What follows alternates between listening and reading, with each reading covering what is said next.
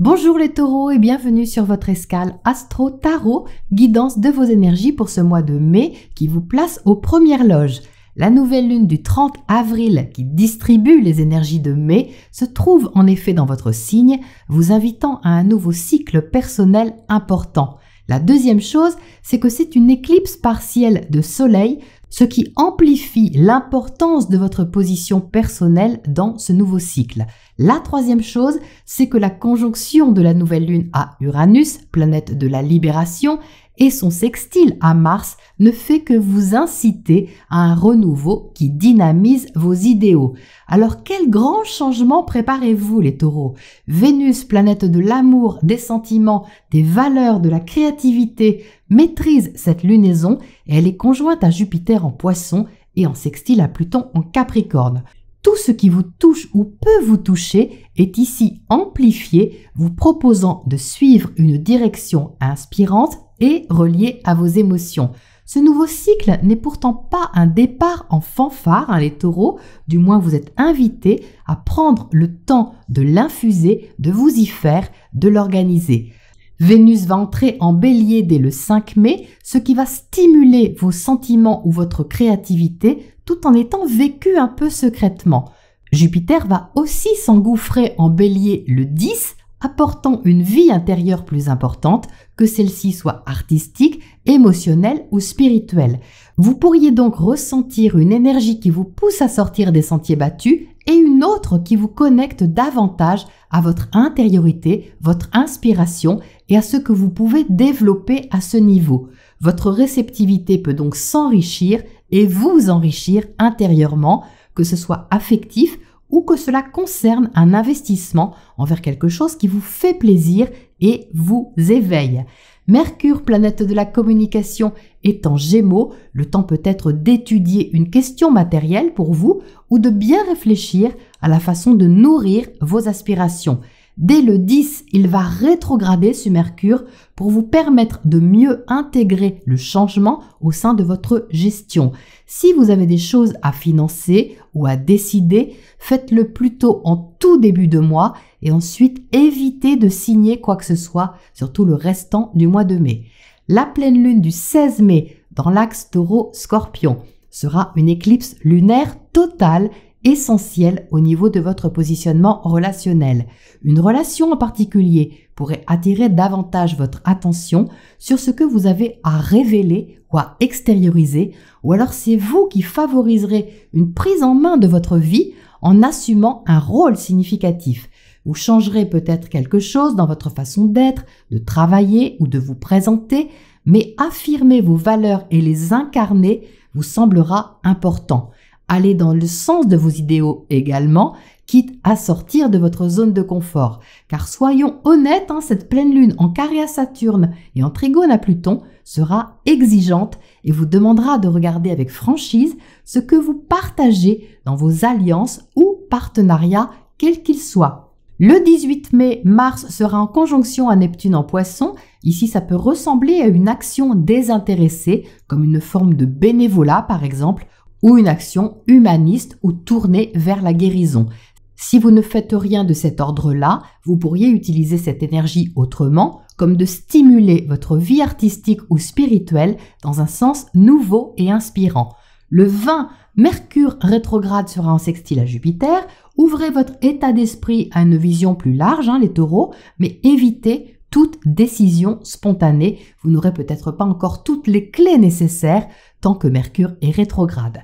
Le 22, Mars sera en sextile à Pluton. L'action inspirée deviendra plus passionnée et déterminée, pas forcément visible extérieurement. Ce sera surtout une intensité intérieure qui vous motivera. Mercure va le 23 rétrograder chez vous, en taureau, donc la façon d'exprimer vos idées ou de réfléchir à une nouvelle direction pourrait être revue ou réajustée par le biais d'une action dynamisante autour de cette date.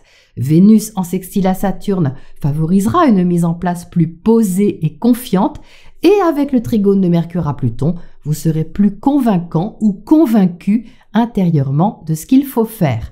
Le mois se terminera avec le carré de Vénus à Pluton le 27. Alors ça, c'est intense au niveau relationnel et ça peut aussi concerner des dépenses qui ne vous mettent pas trop à l'aise, mais il y aura comme un courant porteur le 29 avec la conjonction de Mars à Jupiter. C'est donc un mois intense, les taureaux, où apparemment quelque chose sera plus fort que vous et ça pourrait bien être votre ressenti ou votre foi en la vie. Voilà les taureaux pour cette météo astro et on passe au tirage pour les précisions. Alors les taureaux, que d'eau dans votre tirage, on a 4 cartes de coupe. On sent bien ici la conjonction de Jupiter à Vénus en Poisson. Elle est forte pour vous parce que Vénus, c'est aussi votre planète maîtresse et donc ça vous impacte, on va dire, personnellement. Donc la sensibilité, l'amour, l'affection, le plaisir, c'est vraiment ce qui ressort dans votre tirage, quelle que soit la façon dont vous accueillez cette énergie. Parce que tout est une question d'accueil, les taureaux, vous entrez avec cet as de coupe qui propose une nouvelle façon d'accueillir une émotion, de la vivre, de l'expérimenter, de la développer. Donc cet as de coupe, c'est tout un potentiel à ouvrir au niveau affectif, au niveau relationnel, créatif, artistique. C'est très large, un l'as de coupe, c'est tout ce qui peut vous toucher. Donc vous pouvez être touché par des choses différentes, ce n'est pas forcément amoureux, vous pouvez être touché par quelque chose qui vous parle vraiment, une activité, un loisir, une sortie, un voyage, un projet. Mais ça demande, vous voyez ici, à être accueilli, pris en charge, pris en compte. C'est ce que vous allez faire ici avec ce 2 de Pentacle pour y donner corps et essayer de le faire grandir, cet as de coupe,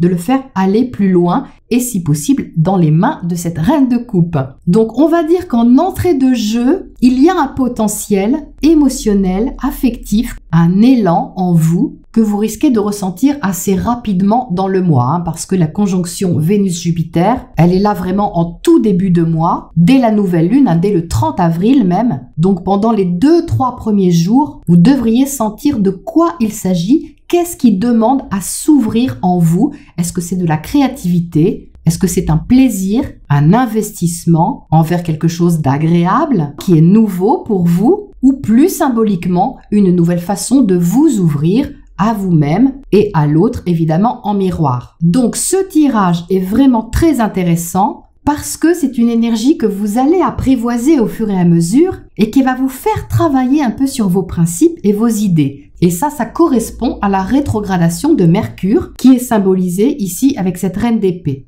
La reine d'épée, c'est votre attitude, les taureaux. Et ici, on a un esprit qui est bien défini par rapport à quelque chose, des arguments qui sont rationnels, logiques, que vous avez construits au fur et à mesure, de par votre expérience, de par ce que vous avez traversé, vous en êtes arrivé à affirmer des choses et à vous définir aussi à travers des idées que vous avez, des avis, des opinions, ou une façon d'aborder la vie qui est tout à fait personnelle, parce que cette reine d'épée est dans votre position. Mais cette reine d'épée, vous voyez qu'elle a la tête à l'envers de par la rétrogradation de Mercure et ça va vous inviter à revenir un peu sur la définition peut-être que vous avez de vous-même. Et ça, c'est super intéressant parce que c'est cet as de coupe qui permet ça. Je vous donne un exemple. Cette reine d'épée, c'est par exemple le fait de dire « Moi, jamais je ne ferai ça » ou « Moi, jamais je ne serai capable de faire ça » ou d'être attiré par telle chose, telle personne, telle activité, peu importe. Je me connais quand même, je suis la reine d'épée, je me connais bien et je sais que je suis ferme sur cette question, sur cette thématique. Je sais quand même bien ce que je pense.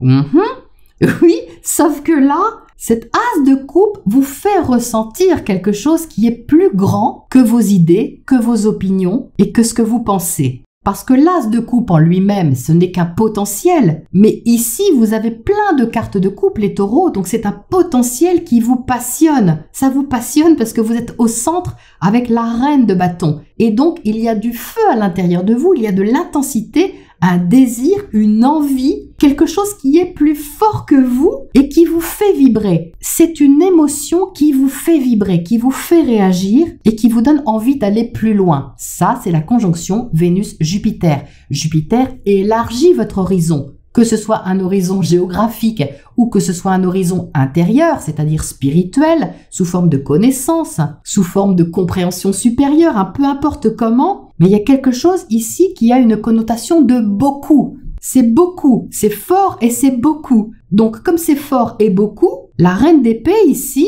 elle est un peu inconfortable et elle semble vous dire que si vous êtes campé sur des idées auxquelles vous croyez, ou des arguments auxquels vous croyez, qui peuvent être tout à fait valables, c'est pas la question, mais vous risquez de scléroser quelque part cette as de coupe qui demande à se déployer. Et avec cette reine de bâton, vous allez avoir envie de le déployer. Donc l'intelligence de cette reine d'épée, parce que cette reine d'épée, elle est dans une certaine affirmation, elle est aussi dans une certaine stratégie, une sorte de rationalité. Mais il y a aussi de l'intelligence dans la reine d'épée. Et l'intelligence ici va être de pointer un peu votre épée vers le bas, de la mettre au repos pour accueillir ici ce qui doit être ressenti. Parce que vous ne pourrez pas ignorer, les taureaux, ce qui se passe à l'intérieur de vous, dans votre centre, dans votre cœur. C'est vraiment très motivant. Donc c'est pour ça qu'avec le 2 de Pentacle, au-dessus, vous allez jongler certainement entre ce que vous ressentez et la façon de le mettre en place, de vous arranger avec, de le matérialiser,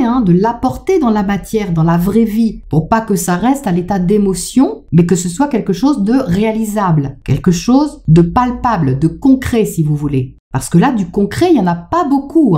Il y a de la passion, il y a de l'émotion, mais la concrétisation, elle demande un arrangement. Elle demande d'abord que vous fassiez du chemin ici, au niveau de votre raisonnement, pour faire avancer la situation. Et je dis faire avancer parce que regardez cette épée, elle pointe vers la roue de fortune. C'est la roue de fortune qui fait évoluer la situation, mais parce que la reine d'épée, la tête en bas, la pousse, vous voyez, avec cette épée. C'est vraiment la sensation que j'ai et c'est pour ça que c'est intéressant de regarder les choses autrement, pas forcément comme vous le faisiez jusque-là, parce que de voir les choses autrement, avec la rétrogradation de Mercure, va permettre de faire évoluer la situation et regarder vers où elle évolue cette situation, vers le 2 de coupe.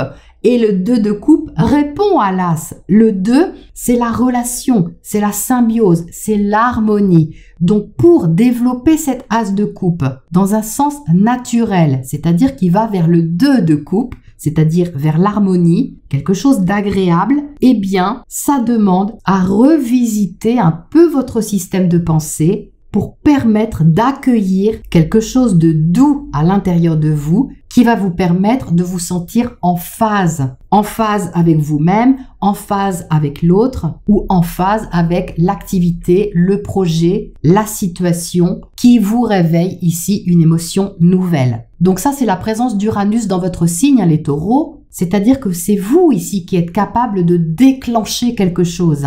Uranus demande l'indépendance, il demande la libération de ce que vous êtes vraiment.